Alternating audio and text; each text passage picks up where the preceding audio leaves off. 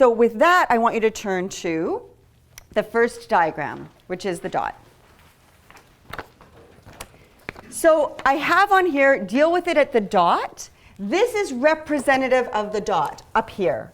And what I mean by that is deal with something when it's a dot before it becomes a train wreck, an ink blot. So you know a dot, easy, clean, on, you know where it is, you can identify where it is on the paper. When it becomes this big blotch of ink, you have no idea what the problem is. It's just messy, it's gross, and just like ink blots, they're open to interpretation. So everybody will look at the ink blot and go, oh, I see this, oh, I see this. But at a dot, everyone's going, do you see a dot? I see a dot. Do you see a dot? I see a dot. It's much, much more simple. So this is what I really want to show you with respect to this.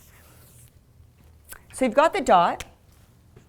And it can be a colleague that you're really rubbing up against or who's really driving you all crazy. I'm just going to be really blunt about that. That's what it usually is. That's not a legal term, but that's what it is. They're driving us crazy. Okay, so that's what's going on.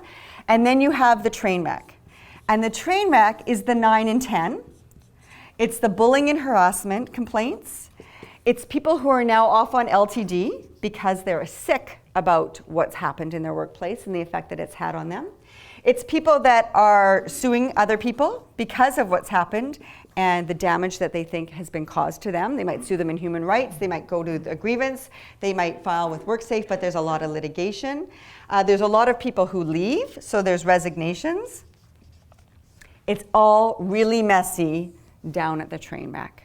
So you have personal issues, you have people breaking up with their spouses, you have people off on sick leave, you have professional issues where they're making errors, where their productivity is going down, they're inaccurate in what they're doing, and they're getting now a lot of pressure because now their performance is suffering, as well as behavioral issues. It's all ugly. So this is just really ugly. But when you deal with the behavior, when it initially happens, hey, you know what happened yesterday in the lunchroom? And I'm just really upset about it. It's this and this and this and this. It's naming the behavior as soon as it happens to the person and setting out a plan for moving forward. It doesn't mean that the person that you are talking to is a bully. And it doesn't mean the person you're talking to is in the wrong. So let's be clear about this. Having discussions up here isn't about who's right and who's wrong. It's about negotiating how you're going to work together. I'm seeing what happened in the lunchroom this way. You're seeing what happened in the lunchroom that way.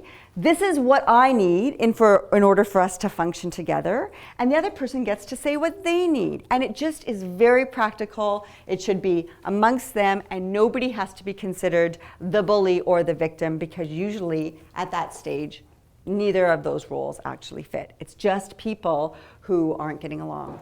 Now, if you just take those behaviors, you add a little bit of time, and you don't do anything about it, you will get the train wreck. So it's not, it might happen, oh my goodness, studies show that maybe that's a possibility. It's an absolute certainty.